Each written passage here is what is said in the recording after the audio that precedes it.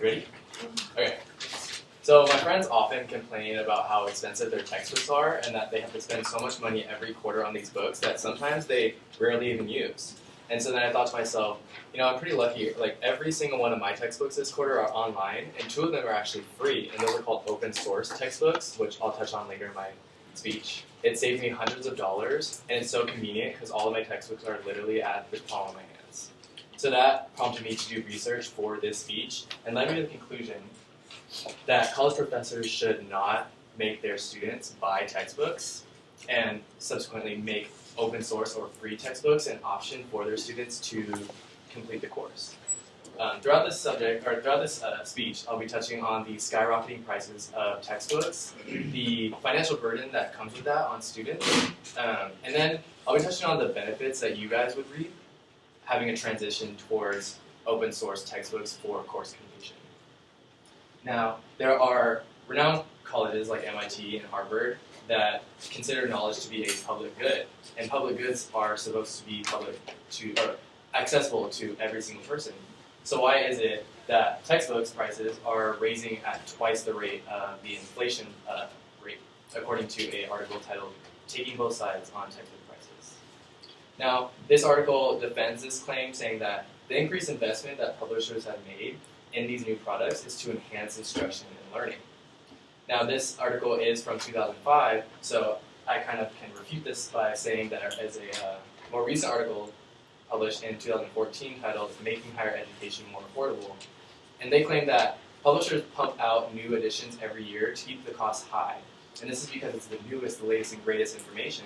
But I mean, how many times can you change Intro to Chemistry book? And then when students aren't having these newest, latest, and greatest textbooks, they feel like they are falling behind. And as you can see from my presentation, students do feel concerned if they did not have access to these textbooks. Now, some of these students look for alternative ways, and you guys probably are very familiar with Amazon or Chegg or other publication companies like this to buy their books for cheaper prices.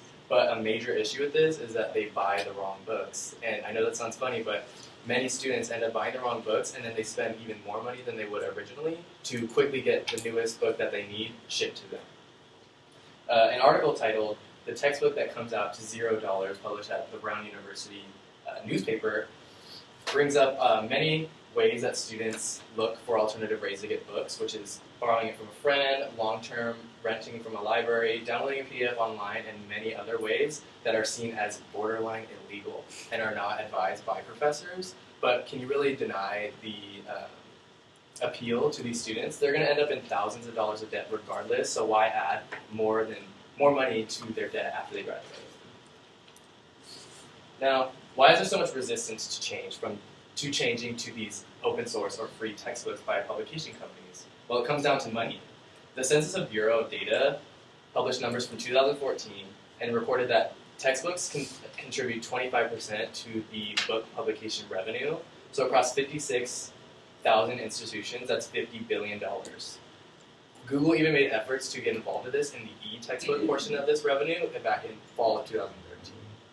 And additionally, the technology meets the textbook, an article published in 2014, quoted the U.S. Secretary of Education from the Obama administration, not the one that we have now, saying that in the next few years, textbooks should be obsolete. And furthering that, the senior vice president at McGraw-Hill Publication says, we haven't printed any print-only, meaning only physically accessible, textbooks in the past 3 years. Now, in 2012, the e-textbook industry grew 44%, contributing to those numbers. So almost half of the revenue of printing and textbook manufacturing is included in that. And it shows the growth of online textbooks as a viable option for our students. Now, the issue we face today is not only the cost of these textbooks, but the fact that we're paying hundreds and hundreds of dollars when open source textbooks are and should be a viable option. So let's talk about the benefits that these open source textbooks give to students.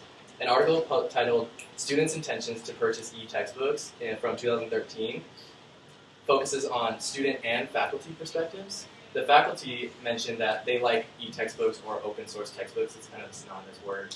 because they're easily updated for their classes, especially if they are a dynamic classroom, meaning upper core community. And then students obviously like them because they're free. And they also like them because they're easily accessible. I literally have 5 textbooks right here, or on my phone right there. And the argument is of, oh, what if I don't have the internet, is not really an argument anymore. You need the internet in almost every class that you take in college, whether that be in class or out of class, you have to access the internet. Now, there's an article titled, "Are E-Textbooks Any Good?" from 2011, and they mentioned that many students prefer the physical textbook over the non-tangible internet textbook because they find them more conducive to studying, and that is completely true. What I'm arguing today is that open source or e-textbooks should be an option to complete the course, and students shouldn't be forced to buy these physical textbooks. But if you prefer them, go right ahead. Now, my last counter argument is made from the Electronic Textbooks, Why the Rush, an article published in 2012.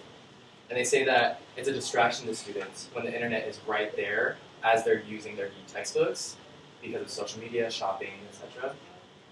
While this is completely true, an article I mentioned earlier, the Students' Intentions to Buy E-Textbooks, does a research study on students' self-efficacy, their belief in themselves.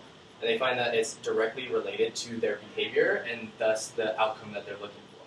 So the higher the student's self-efficacy or their belief, the more likely the outcome they're looking for will happen.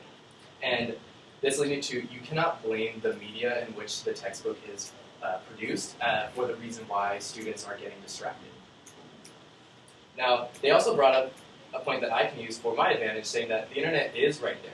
They literally have all these resources right there for them to use, and most of them are actually embedded in these textbooks, which is called multimedia, which are animations, videos, definitions, and many more luxuries that we don't have with generic paperback textbooks. So obviously this is a discussion we could have for much longer than 7 to 8 minutes, so I'm going to wrap this up. The textbook issue is not a simple one in the transition to making it a free commodity. The most effective way for us campuses to see change would be for the policymakers to provide professors and students with the necessary resources we need for this change. But what you guys can do, will simply start off with asking your professors, I don't want to spend another hundreds and hundreds of dollars on these textbooks when I'm already paying thousands of dollars to take this class. And then, make the effort to decommodify education. You're here in college to make yourself more productive parts of society. Why is it that you have to pay so much more to access this knowledge that we're already paying for? We're here, to go back into society and give what we're getting here, which is our knowledge. Why do we have to pay thousands and thousands of dollars to make the world a better place? So, ask yourself, why are you willing to pay so much? And then think of those motives when you go out into the world to take action, not only on these issues about paying so much for textbooks, but issues you are truly passionate about that can make a change for the positive.